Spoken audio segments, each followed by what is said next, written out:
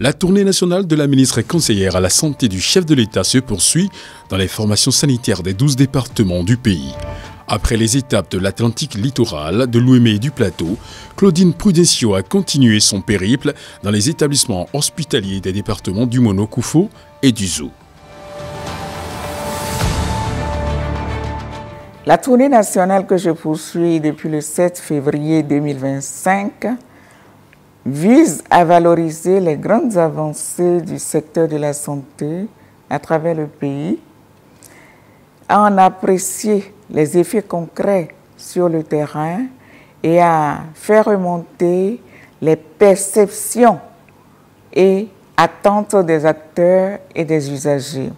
Elle s'inscrit dans une logique de complémentarité et de coordination institutionnelle en appui aux efforts conduits par le ministre de la Santé et ses équipes.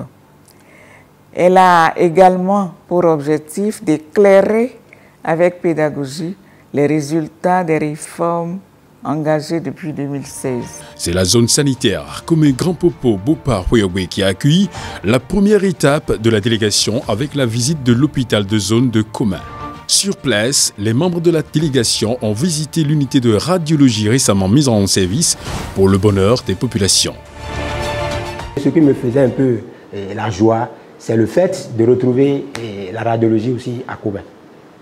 Sinon, c'était une peine que nous assistons tous les ans. Le ministère de la Santé a doté l'hôpital de zone de Koma de plusieurs équipements, dont l'appareil de radio que voici de dernière génération pour la satisfaction des patients que nous recevons. Donc, depuis que nous avons installé l'appareil et nous avons commencé à travailler, la population est vraiment soulagée et satisfaite. Et nous profitons pour remercier le chef de l'État, le président Patrice Talon. Nous remercions le ministre de la Santé et le professeur Benjamin Mpati. Nous remercions également la ministre conseillère en santé. Cette salle-là où nous sommes, c'est cette radio numérique qui nous donne une satisfaction aujourd'hui dans la commune de Koma. Je crois que le président a pris à bras le corps ces dossiers et le directeur départemental nous a dit que ce sera installé d'ici peu. À ma grande surprise, j'étais là quand on m'a appelé que bon, ça y est, ça a commencé et puis vous n'aurez plus à aller à Lokossa ou bien à Cotonou ou bien à Porte-Nouveau, que c'est ici. Et voilà, aujourd'hui. Donc, je crois que cette dynamique doit continuer. La mise en service de cette unité constitue un véritable soulagement pour les populations de cette zone sanitaire, autrefois obligées de subir la croix et la bannière avant de bénéficier des examens approfondis nécessaires à leur guérison. C'est dire que le gouvernement a vu juste en doutant l'hôpital de zone de Koma de cette unité, conséquence d'une bonne vision et d'une gouvernance de qualité au service des populations. Toujours dans le cadre des réformes et des investissements en vue de l'amélioration de la qualité des soins offerts aux populations, l'hôpital de zone Koma Grand Popo Bopa Hueyogwe disposera dans les jours à venir d'une unité de prise en charge des malades de la tuberculose. La ministre conseillère est allée constater l'évolution des travaux. Le bâtiment qui est derrière nous, qui est en train donc d'être monté, et qui subit quand même une rénovation. C'est un bâtiment qui est en train d'être érigé pour abriter le centre de traitement de la tuberculose. Le centre de traitement de la tuberculose dans la commune de Koma. En effet, pour la prise en charge de la tuberculose, on a besoin d'un centre bien adapté pour pouvoir, à des moments donnés, même mettre en observation les patients qui ne peuvent pas suivre le traitement en ambulatoire. Mais dans le passé, ce centre était en pleine ville et le suivi des patients posait problème. Et donc avec les plaidoyers nécessaires à l'endroit du ministère et avec l'accompagnement du gouvernement du président Patrice Talon, l'accord a été donné pour qu'on puisse ériger maintenant ce centre au sein de l'hôpital, ce qui va permettre un suivi rapproché de ces patients, une observation une observance correcte donc, du traitement et également l'accompagnement des différents spécialistes de la maison. Donc, je veux parler donc, des médecins généralistes, des médecins spécialistes qui pourront donc accompagner ces patients donc, dans leur suivi. Ces travaux qui ont commencé bientôt 2 semaines, doivent être livrés d'ici 3 semaines au plus. Donc, c'est un délai de livraison de 1 mois au plus. Et nous faisons le suivi nécessaire pour que les travaux puissent être rapidement livrés avec la qualité qu'il faut. Parce qu'avec le président Talon aujourd'hui, il y a vraiment des exigences en matière donc, de réalisation donc, des infrastructures. Donc nous faisons un suivi rapproché pour que tout soit fait. Et le prestataire, c'est-à-dire celui qui est en charge donc, de la construction, c'est qu'il a à livrer un bâtiment qui doit répondre aux normes et aux exigences décrites donc, dans son cahier de charge. Grâce à la dynamique en place au sein de cette formation sanitaire, les usagers expriment leur fierté quant à la mise en œuvre des réformes du gouvernement dans le domaine de la santé. Le mauvais accueil et le mauvais traitement des patients sont désormais de lointains souvenirs. Motif de satisfaction et de joie pour les populations. Je suis en train de jeter de fleurs. Depuis l'avènement du Patrice Talon, quand vous rentrez dans les hôpitaux, il y a un accueil chaleureux. Hier, quand je suis arrivé, je suis tombé sur celui qui m'a accueilli ici. Vraiment, il m'a accueilli et aussi le personnel m'a accueilli. J'avais eu des difficultés parce que on m'a demandé de prendre une prise en charge. Donc, je ne savais pas comment il le fait. Donc, ils m'ont dit d'aller faire en ligne. C'est ça que j'ai fait et puis tout s'est bien passé. Par rapport à l'accueil, je suis totalement content, satisfaisant. Voilà. Les usagers de cette maison sont satisfaits. Satisfaits en ce sens que les césariennes, à commencer par les césariennes aujourd'hui, les femmes applaudissent parce qu'avant, c'était des prix exorbitants qu'on leur donnait et puis des gens fuyaient et laissaient même leur colis aujourd'hui ici pour aller se coucher à la maison pour attendre l'heure de Dieu. Mais après tout, le médecin aussi est à côté. Mais aujourd'hui, les femmes viennent ici à tout bout de champ. Et elles sont satisfaites.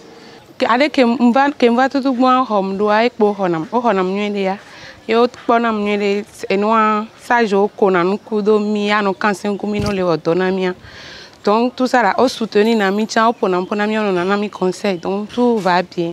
Et nous les changer tchao vide, tout s'améliore un peu. Kemba tout bon, bon amélioration, j'ai dit quoi, nous nous les j'ai dit vide. Voilà.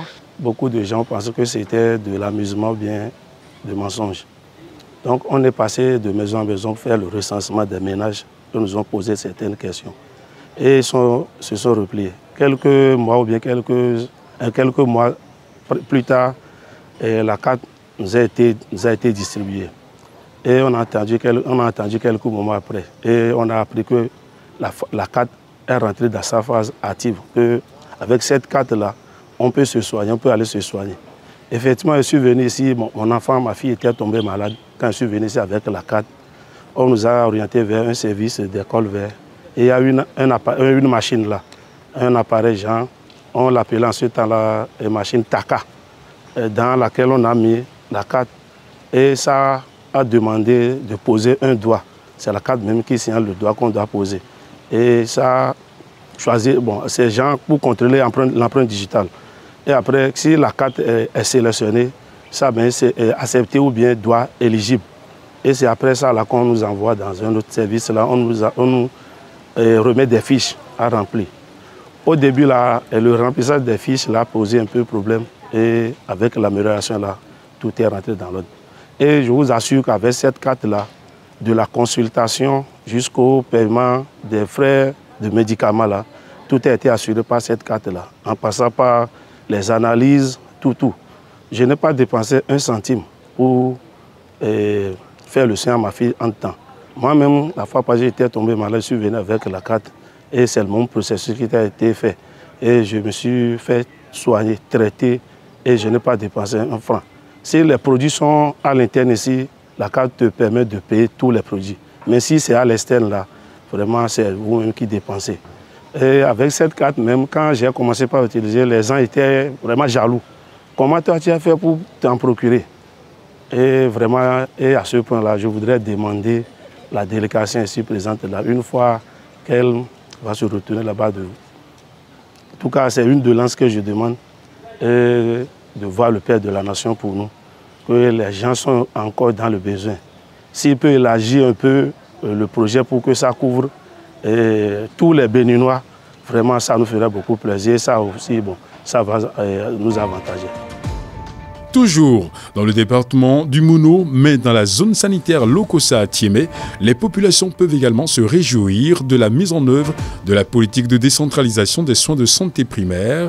Dans l'arrondissement d'Adja-Ouedema, commune de Lokossa, c'est un centre de santé flambant neuf qui accueille désormais les patients de la localité. Autorités et patients se réjouissent de cette avancée notable en matière de prise en charge des malades dans leur localité. Plusieurs autres localités environnantes bénéficient désormais des prestations de ce centre. Et à mon arrivée, ils m'ont bien accueilli, tel que l'accueil m'a soulagée. Avant même que je suis allée à la consultation, j'ai trouvé de satisfaction. La propriété d'aujourd'hui est bien plus qu'avant. Sinon, si nous n'avons pas de la propriété là, c'est bien. Il a su bien la propriété ici. Changement de construction. Sinon, avant, la dispensaire n'était pas comme ça. Mais aujourd'hui, on voit que la construction là, que c'est propre, c'est bien. Sinon, ce qu'il est en train de faire là, c'est très bien. Après la rodeur, nous avons Patrice Talon. Donc, nous avons nous dire et nous avons Fivinami.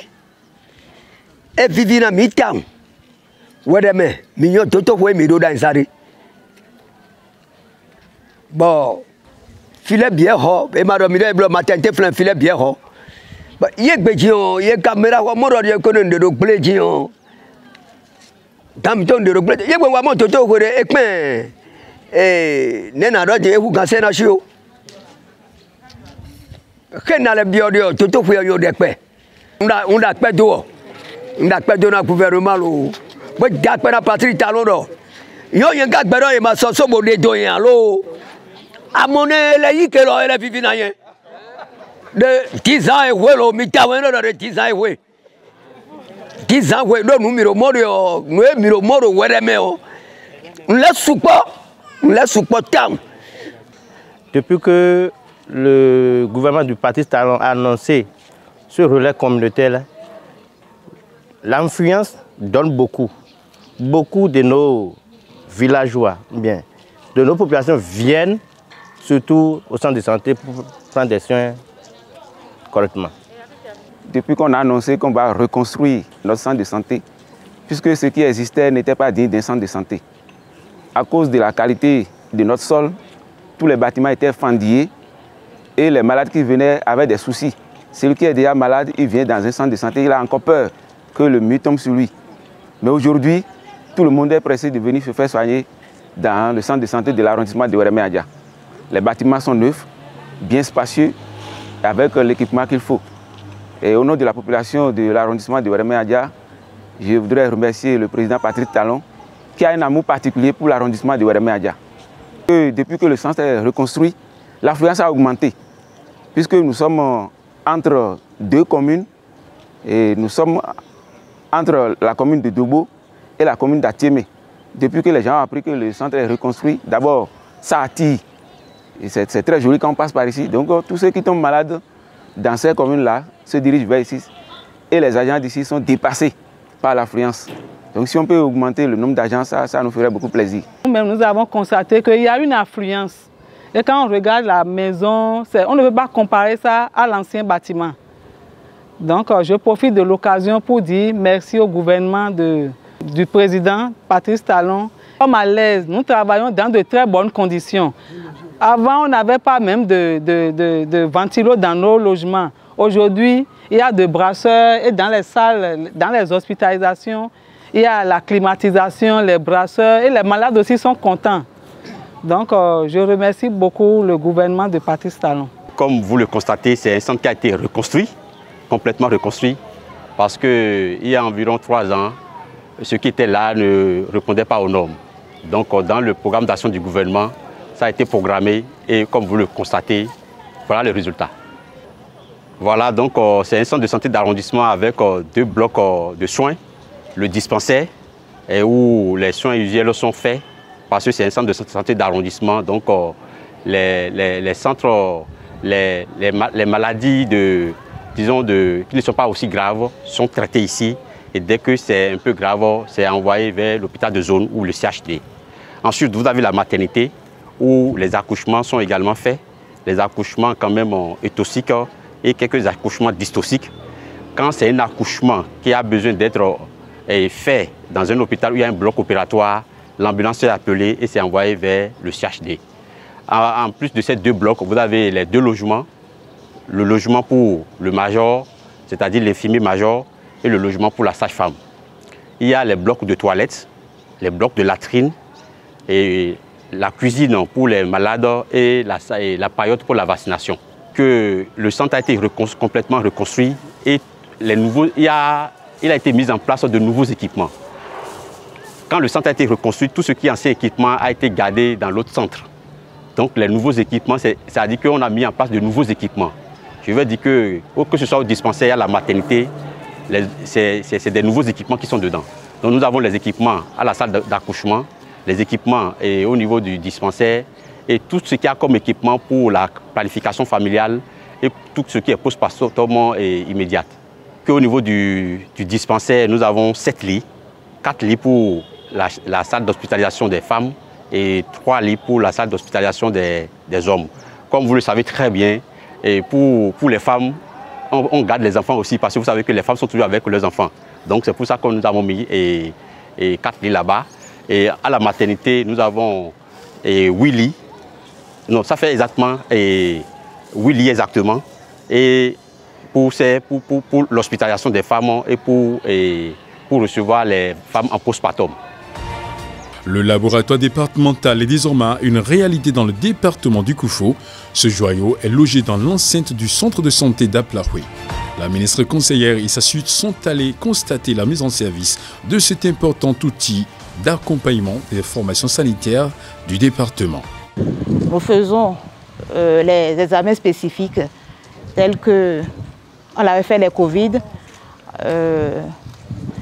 les PCR tuberculose et dans les jours à venir déjà on a été formé aussi pour le dépistage pour le cancer du col de l'utérus. En dehors de ça, nous avons aussi à l'étage le service de qualification des produits sanguins, les poches de sang que nous prélevons dans le département. Et aussi, il y a une salle qui est réservée pour la bactériologie que nous n'avons pas encore dans le département. Donc nous attendons l'installation de ces équipements pour vraiment démarrer les activités de bactériologie dans le département. Le Koufo, c'est un des nouveaux départements. Et donc il y a certains examens pour lesquels on dépendait fortement du mono. Mais avec l'implantation de ce laboratoire, l'érection de ce laboratoire, ça nous a permis de commencer par nous autonomiser par rapport à notre département frère. Et donc, ce laboratoire qui a été rendu fonctionnel en 2021-22 a servi au département à faire le dépistage des cas de Covid. Déjà, on était autonome par rapport à ça. Et grâce aux équipements qui sont mis en place, c'est étendu. On peut faire la PCR pour d'autres diagnostics tels que le VIH. Elle a parlé tout à l'heure du cancer du col de l'utérus. Donc, c'est une plus-value. Nous avons, avec l'accompagnement de la mairie et du gouvernement, étendu le bâtiment, aussi bien en largeur qu'en hauteur, pour augmenter le nombre de services. Aujourd'hui, les poches de sang, quand on va sur le terrain pour prélever le sang, il faut les qualifier, il faut faire certaines analyses sur ces poches-là afin de pouvoir dire ce sang, on peut le transfuser à telle personne. Donc désormais, ces analyses, on le fait également au niveau de ce laboratoire. C'est ça que nous avons vu en haut tout à l'heure. Et il est prévu également pour certains examens spécifiques demandés, mais qui se font ailleurs. Il est prévu également qu'on reçoive des équipements pour commencer par offrir ces prestations. Donc c'est un laboratoire à caractère départemental qui va venir en appui aux hôpitaux qui sont en place. Et même ce laboratoire pourra être sollicité par des hôpitaux qui sont environnants. Pour la qualification de sang, simplement pour la qualification de sang, quand on fait les prélèvements, si c'est 100 poches, 200 poches, il faut tout amener de l'autre côté et attendre qu'ils puissent intégrer ça dans ce qu'ils ont là-bas pour faire la qualification avant qu'on ne reçoive les poches. Ici maintenant, ce temps est réduit et donc ça va beaucoup plus vite. C'est une occasion aussi pour profiter, sensibiliser les populations pour qu'ils puissent donner suffisamment de sang pour qu'on puisse rendre le sang disponible. Et depuis 2016, le président Patrice Talon a voulu donner du sens à la décentralisation en rendant opérationnels tous les départements, les 12. Vous voyez, on pourrait dire, mais il sait ce qui allait se passer. Oui, avec le Covid intervenu, si on n'était pas un département ici, c'était foutu pour nous. Déjà à partir de là. Et vous avez vu tout ce que les techniciens ont expliqué, le DDS, la responsable en charge du laboratoire, le sang, comment qualifier le sang, et savoir si c'est une poche qu'on peut transfuser. Mais il fallait aller à la chose, à l'Okosa, dans le zoo. On dit qu'il n'y a pas du sang, il faut aller à Cotonou. Les parents, ou alors si vous avez un parent qui a d'autres parents à Cotonou, il téléphone, on ramène le sang. C'était très difficile. Donc ce problème, c'est de trouver des solutions. Et c'est parce que le président Patrice Talon et son gouvernement ont eu cette idée géniale d'opérationnaliser tous les départements. Les 12 étaient des départements nouveaux. Quand on dit ancien, non, il n'y a plus de départements anciens et nouveaux. Du moment où on vous a scindé en deux, vous devenez nouveau. Vous voyez? Et donc, c'est ça qui nous a beaucoup aidé. Et vous avez vu ce laboratoire qui n'existait pas, qui est sorti de terre. Je voudrais dire un grand merci au gouvernement du président Patrice Talon pour ce qui est fait à l'endroit des communautés, des populations, de nos départements qui sont dits un peu ruraux. Parce que la voie est tracée. Il suffit de continuer. Au centre hospitalier départemental du Zou à Aboumé, une unité d'hémodialyse permet désormais de sauver la vie des patients atteints d'insuffisance rénale. Beaucoup de vies sont ainsi sauvées et des coûts de prise en charge réduits grâce au rapprochement de cette unité des malades qui ne sont plus obligés d'aller vers Cotonou pour bénéficier des séances d'hémodialyse. Les patients venus des départements du Mono, Koufo, du Zou, de l'Atlantique Nord, du Plateau et des collines se réjouissent désormais de cette sollicitude du gouvernement en matière de prise en charge des dialysés. Dans le cadre de l'amélioration de l'accès aux soins spécialisés pour les populations dans les régions, le gouvernement, à travers le ministère de la Santé, a initié la mise en place d'une unité de dialyse au centre hospitalier départemental du Zou. Et ce centre a été mis en service le 30 novembre 2022 grâce au soutien actif du gouvernement. En dehors de cela, il faut ajouter que le gouvernement nous a fourni un groupe électrogène de 300 kVA pour assurer la stabilité et la continuité des services au niveau de cette unité. Notre unité de dialyse au CHD Zou est équipée d'un plateau technique de 10 générateurs de pointe et de 10 fauteuils adaptés pour faciliter les séances aux hémodialysés. Et cette unité fonctionne du lundi au samedi de 8h à 17h pour prendre en charge les patients souffrant d'insuffisance rénale chronique. Et donc, ce projet témoigne de l'engagement du gouvernement à améliorer l'accès aux soins des services de santé spécialisés aux différentes populations. Car aujourd'hui, comme vous le savez, par le passé, les patients étaient obligés de parcourir des kilomètres pour aller faire leur séance au CNHU à Cotonou. Mais aujourd'hui, grâce donc à cette initiative, on arrive facilement à leur faire bénéficier donc de leur séance d'hémodialyse.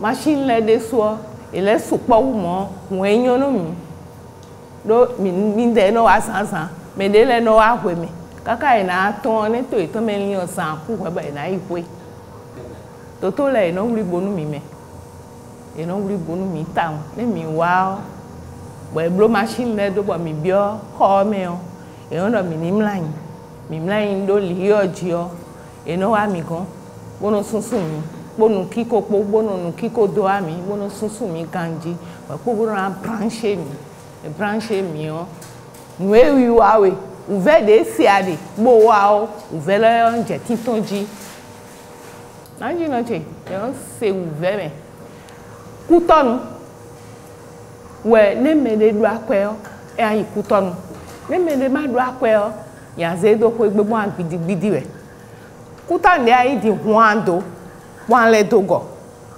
uve de me o e supo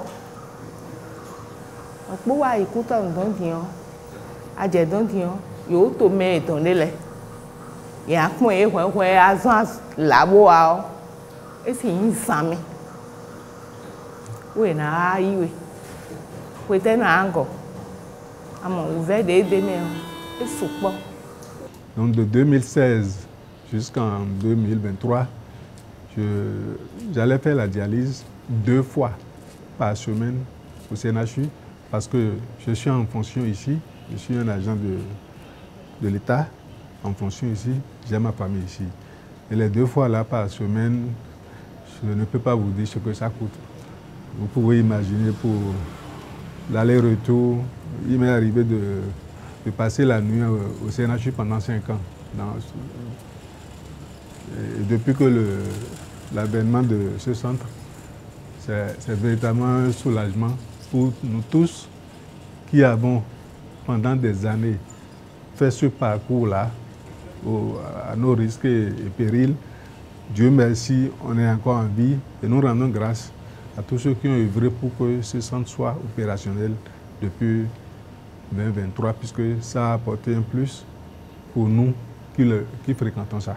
Il y a des couples qui se sont même disloqués. Il y a des gens qui ont perdu leurs emplois. Peut-être ne serait-ce un artisan, un menuisier qui a sa clientèle ici. Il est obligé d'aller à Cotonou. Des gens ont laissé même leur activité pour aller carrément rester à Cotonou, peut-être avec des parents ou bien ils restent totalement à eux-mêmes au CNHU pendant des mois, pendant 2 mois pour revenir une fois. Donc ça a créé beaucoup de dommages que l'ouverture du centre a comblé. Moi qui suis ici aussi, je ne suis pas le seul, on est nombreux. On avait commencé avec 12. Les 12, ne serait-ce si on enlève ce que nous dépensons comme coût pour l'aller-retour 2 fois et revenir encore aller au boulot et autres, c'était pas facile. Au moins aujourd'hui, nous prenons l'argent là pour faire chose dans nos familles. Donc l'avènement de ce centre à Abomey est vraiment une action vraiment sociale du gouvernement du président Talon, dont je profite au nom des dialysés du Bénin et au nom des dialysés d'ici, je lui dis vraiment merci au président de façon personnelle et à tout son gouvernement et à toute son équipe, ceux qui ont œuvré pour que nous ayons ce centre, le personnel soignant, les médecins et autres qui sont avec nous. Ça nous a beaucoup facilité la tâche. Aujourd'hui, nous avons 10 générateurs de dialyse marque B-Brown acquis en 2022. Mais au début, on avait prévu recevoir 8 appareils. Et quand le ministre Wompati nous a dit non, que ça c'est insuffisant, il nous a donné 2 de plus. Et nous sommes dans notre 3e année et on est en train de faire le plaidoyer pour en avoir plus, parce que c'est le seul centre que nous avons aujourd'hui qui prend en charge les patients des départements de Colline, du Zou, de Koufo, de Mono et de l'Atlantique. Donc avec ça, et du plateau, parce que nous recevons aussi des patients qui viennent du plateau. Donc là, il faudrait qu'on renforce le plateau technique de cette unité. C'est dans le but d'approcher plus les patients, parce qu'on avait démarré la dialyse ici en 2022 avec 12 patients transférés tous de Cotonou. Parce que c'était des patients qui quittaient Abomey, Dassa, Azové, etc. pour aller faire le soin à Cotonou. Donc on a fait le transfert de ces patients, donc ce qui veut dire que la première file active que nous avons, c'était de 12 patients, tous pris en charge par l'État au début. Et c'est après que nous avons commencé par prendre d'autres patients depuis 2012. Et à ce jour, on a une file active de 28 patients, dont 24 pris en charge par l'État. Le département du Zou n'avait pas d'unité de dialyse et donc les populations d'ici et celles environnantes étaient obligées de se porter soit vers Cotonou ou Parakou avant de bénéficier de cette prestation. Mais aujourd'hui, l'unité existe et le matériel, les équipements existent, le personnel également a été mis à disposition pour faciliter l'accès aux soins aux populations. Toujours au sein du CHT d'Abomey, une unité de scanner de dernière génération verra bientôt le jour. Claudine Prudencio a visité le site devant accueillir ce service important dans le diagnostic et le traitement efficace de nombreuses pathologies. Plan de construction conforme aux normes internationales. Le CHD, qui est le centre hospitalier de référence du département également, est en cours d'amélioration pour ce qui concerne les équipements et l'infrastructure et bientôt pourra bénéficier d'une unité de scanographie. La remise de site est déjà faite et un scanner de dernière génération, il sera implanté bientôt pour le bien des populations qui également, pour des raisons de ces examens complémentaires, sont obligés d'être convoyés au CNHU pour le faire. Donc en l'implantant ici, ça va améliorer, comme je l'avais dit, l'accessibilité des soins aux populations. Et il faut souligner que jusque-là, le scanner était au sud et au nord. Et donc ce projet nous permettra vraiment de pouvoir faire bénéficier donc, les populations du Zou et des collines, et même du Mono-Koufo et de l'Atlantique Nord, donc de ces examens-là. Au lendemain de la gestion de la crise du Covid-19, il était apparu nécessaire de disposer des unités de médecine préventive permettant d'assurer la veille sanitaire en matière de gestion et de prise en charge des épidémies. Le Bénin peut se targuer désormais de faire un pas de géant dans ce domaine avec la construction du centre de traitement des épidémies basé à Abomey. Ce centre m'a impressionné par son architecture fonctionnelle et sa finalité stratégique. Il symbolise la transition vers une médecine de prévention et de résilience. C'est avec émotion et stupéfaction que la ministre conseillère et sa délégation ont visité les locaux de ce joyau, prêts à parer à toute éventualité dans la gestion des crises épidémiologiques. Les travaux sont en cours d'achèvement et le centre sera opérationnel dans les jours à venir. 2019 à 2021, nous avons été éprouvés par l'épidémie de Covid-19. Au sortir de cette épidémie, le chef d'État étant une personne très prévoyante, n'a pas voulu que nous soyons surpris à nouveau par des épidémies et a donc entrepris de mettre à disposition du secteur de la santé des centres de traitement des épidémies. Et le département du Zou a bénéficié d'un centre qui est en cours de construction et est construit aujourd'hui à près de 95% déjà avec des équipements qui sont à la pointe de la technologie. et un plan de construction conforme aux normes internationales.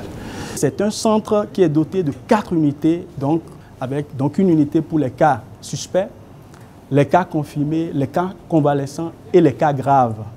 Et une démarcation entre le circuit propre et le circuit sale pour éviter toute infection croisée. Sur ce projet, il y a la construction de 4 CTE, dont 2 qui sont à 95% de taux d'exécution. Celui d'Abomey en fait partie. Il y a un autre à Parakou, il y a 2 dont la construction va commencer très prochainement. Pour le site d'Abomey, voilà comment le plan se présente. On a 8 unités préfabriquées, c'est-à-dire c'est des matériaux qui ont déjà été préfabriqués en atelier et qui sont juste montés sur le site. Il y a le triage, c'est-à-dire quand les patients viennent, ils passent obligatoirement par le triage pour leur permettre de savoir exactement où on peut les envoyer. Après le triage, ils font ce parcours. Il faut noter qu'il y a 2 types de parcours. Il y a le parcours pour les patients, il y a le parcours pour le personnel médical. Enfin, c'est 2 parcours bien distincts. Donc là, vous êtes entré par cette entrée et on est sur le parking du personnel médical. Quand les patients viennent, ils ont leur parking à l'extérieur, ils passent par le triage, ils font ce parcours. Et s'ils sont cas suspects, ils sont au niveau de cette unité. Après, ils font le parcours. S'ils sont cas confirmés, ils sont au niveau de cette unité-là. Il y a cas convalescence et il y a le cas grave. Le cas grave, c'est une unité qui est entièrement à part. C'est un peu comme les urgences. Ils ont leur entrée et leur sortie. En plus de ces unités préfabriquées, il y a la logistique qui est un peu l'administration du personnel médical. Il y a l'hébergement pour le personnel médical. Et il y a une chambre mortuaire provisoire parce que, comme vous le savez, c'est des épidémies, on ne garde pas les corps, donc c'est juste provisoire. Alors, le parcours du personnel médical, c'est ça, c'est les galeries. Et il y a des galeries qui relient tous les bâtiments. Maintenant, pour les bâtiments en matériaux définitifs, nous avons le cas grave. On a la pharmacie-magasin, on a une buanderie stérilisation et on a un incinérateur semi-électrique. On a le local technique et le local transformateur. Le service de transfusion sanguine du ZOO constitue la dernière étape de la tournée de la ministre conseillère à la santé du chef de l'État. Ici, techniciens, spécialistes et administratifs se relaient quotidiennement avec bravoure et abnégation afin de rendre disponible le liquide vital pour la prise en charge des patients. Il y a tout un chacun de nous d'avoir besoin du sang, on ne le souhaite pas, mais aujourd'hui, lorsqu'on en aura besoin, je peux vous dire que vous pouvez garder espoir et garder conviction que ce produit sera disponible pour vous parce que nous avons une antenne construite, lourdement équipée avec un personnel qualifié et qui est à pied d'œuvre, qui produit des produits sanguins sous toutes ses formes et toutes ses coutures parce qu'aujourd'hui, au niveau du département, nous avons la possibilité de fragmenter le produit sanguin en des sous-produits dont les patients ont généralement besoin de manière spécifique. Et comme vous l'avez vu, cette unité fonctionne à plein régime. Et je crois que, loin des paroles, la volonté du chef de l'État s'est traduite par des actes clairs, palpables, que tout le monde peut voir et apprécier. Les conditions de travail dans lesquelles nous étions avant ne nous permettaient pas vraiment de donner le meilleur de nous-mêmes. Et donc, avec cette amélioration des conditions de travail, il y a que c'est un peu comme on a donné quelque chose qui a permis de booster les énergies et donc nous parvenons à donner le meilleur de nous-mêmes. Il faut dire que dès que nous avons intégré ce bâtiment, nous avons constaté d'ailleurs qu'il y a une augmentation de nos capacités de production. Nos capacités de production, cela suppose quoi? Nous arrivons à produire beaucoup plus de produits sanguins labiles et ce qui est plus intéressant à ce niveau-ci, c'est parce que nous arrivons vraiment à mettre à disposition le produit sanguin, le type de produit sanguin qu'il faut vraiment pour le malade. Parce que, qu'on le veuille ou pas, vous le savez peut-être, comme vous l'entendez dire, que la meilleure transfusion est celle qui n'est pas faite. Pour dire quoi? La transfusion comporte énormément de risques et on ne fait que recours à ça quand des situations extrêmement difficiles de danger de mort. Et c'est pourquoi d'ailleurs il est recommandé que dans ces situations, il faut apporter essentiellement au receveur de sang l'élément de sang dont il a besoin. Nous en souffrions avant. Et donc, lorsque nous avons intégré ce bâtiment-ci, avec les équipements que nous avons reçus, la centrifugée réfrigérée, qui d'ailleurs, tout à l'heure, vous l'avez vu, et consomme énormément de l'énergie, ça nous a permis de rendre beaucoup plus disponible le plasma frais congelé. Le plasma frais congelé. Autre chose qui est très intéressant ici est que avant que nous ne venions ici, nous ne rendons pas du tout disponible pour les malades les plaquettes. Et donc, lorsque nous avons intégré ici, avec les équipements que nous avons reçus, les incubateurs qu'il faut, avec naturellement la centrifugée réfrigérée aussi qui sert à rendre disponible ce produit, ça nous a permis désormais maintenant de rendre disponibles les plaquettes, vous voyez. Et donc, en plus de ça, nous continuons effectivement de produire davantage des concentrés de globules rouges, voilà, qui sont les plus utilisés d'ailleurs. Parce que lorsqu'on parle d'anémie, très souvent, ce n'est qu'effectivement à ça qu'on pense en premier lieu. Et c'est ça qui est utilisé suffisamment. Ceci montre qu'il y a une nette amélioration de la sécurité transfusionnelle. Et pour aller dans les chiffres, je peux vous dire que avant que nous l'intégrions ici, par exemple, nous n'arrivons pas au cours d'une année à rendre disponible 19 000 produits sanguins. C'est que si nous rendons disponible, c'est au plus c'est 18 300, ça n'atteint jamais 19 000 produits sanguins labiles. Mais depuis que nous avons intégré ici, et l'année passée par exemple, nous avons atteint 27 200 produits sanguins labiles que nous avons eu à préparer. Ça fait quoi? Ça a augmenté la capacité de production, constitue quand même un endroit qui dessert beaucoup de départements à la fois, compte tenu de sa situation géographique.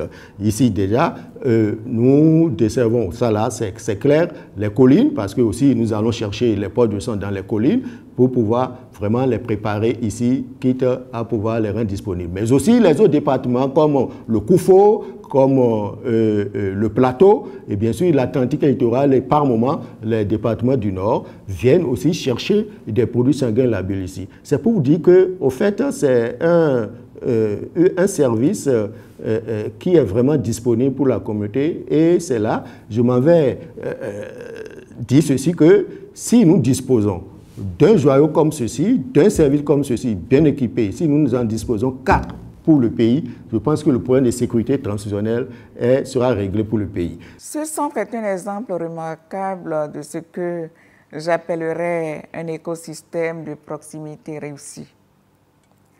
Il combine accueil, fonctionnalité, hygiène et inscription dans le tissu communautaire. Oui, ce modèle est duplicable à condition de maintenir une volonté politique, comme nous voyons actuellement, de garantir une ingénierie adaptée et de renforcer la mobilisation des acteurs locaux. Il représente une forme d'urbanisme sanitaire à taille humaine, parfaitement aligné avec les enjeux actuels de territorialisation des soins. L'approche de proximité est aujourd'hui une exigence démocratique. Elle réduit les distances géographiques, mais aussi symboliques, entre l'État et les citoyens.